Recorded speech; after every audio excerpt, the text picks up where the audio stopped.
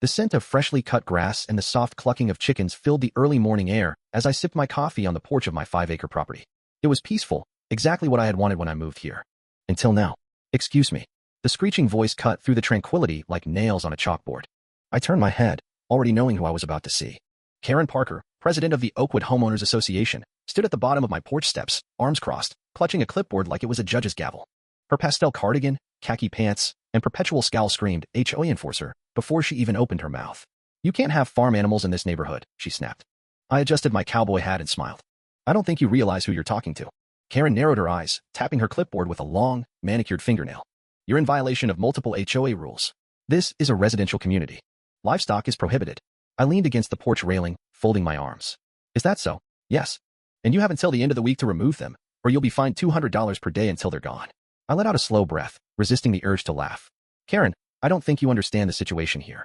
What's there to understand? Rules are rules. I decided to play along. See, before I bought this land, I did my research. This lot is zoned for agriculture. Your HOA has no authority over state zoning laws. Karen's face twitched, but she quickly masked it with a condescending smile. Well, we'll see about that. I shrugged. Sure thing. Karen turned on her heel and stormed off, muttering something about people ruining neighborhoods. I watched her disappear down my driveway before whistling for Duke, my old hound dog who lay lazily on the porch. She's going to be a problem, I murmured, scratching behind his ears. The next morning, the problem escalated. A bright yellow violation notice was nailed to my fence. Karen must have been up at the crack of dawn, marching over here with her little hammer like some deranged suburban law enforcer. I pulled the paper free and read it. Notice of violation. Unauthorized livestock on residential property.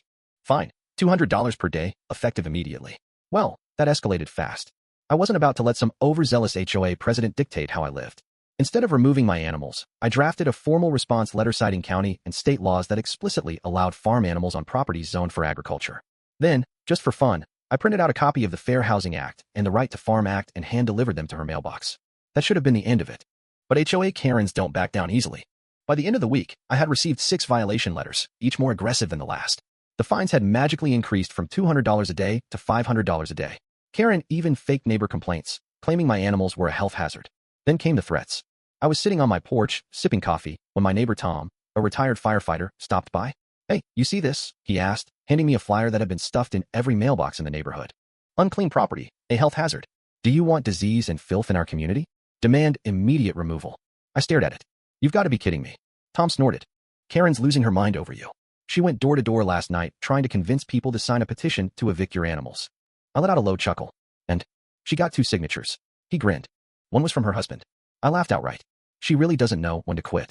Tom nodded, but his expression turned serious. Be careful, though. She's talking about getting legal action involved. I tapped my fingers against my coffee mug. That was fine by me. Let them come. The next day, I got home to find a cease and desist letter in my mailbox from a lawyer. Or at least, that's what it looked like at first glance. I read it over twice. The letter claimed that I was violating HOA bylaws and that if I didn't remove my animals within 72 hours, the HOA would take legal action against me, including placing a lien on my property. I smirked. See, what Karen didn't know was that I had a law degree before I got into agriculture, and this legal threat was complete garbage. There was no official court filing, no actual lawsuit, and worst of all for Karen, HOAs don't have the authority to override state agricultural laws. She had just made a very, very big mistake. I picked up my phone and made a call. Hey, Jack. You still working at the county office? A laugh came through the line. Yeah, why? I need to file an official complaint about an HOA overstepping its authority. Jack whistled. Oh boy, who pissed you off? I grinned. You'll see soon enough. The wheels were already turning. Karen wanted a fight? She just started one. By the next morning, my complaint had made its way through the proper channels.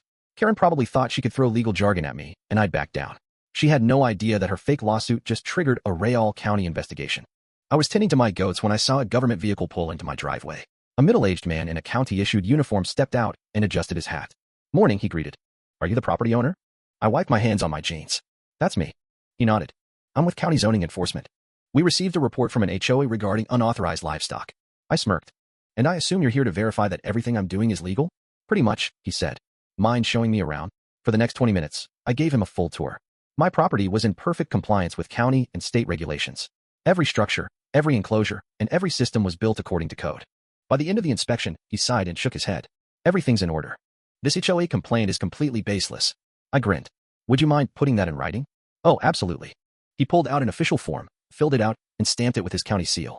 Karen had just lost her first battle, and she didn't even know it yet. The moment the county inspector left, I knew Karen wouldn't take the loss quietly. Sure enough, later that afternoon, a black SUV screeched to a halt in front of my driveway. Karen stormed out, her face flushed red, gripping her clipboard so tightly that her knuckles turned white.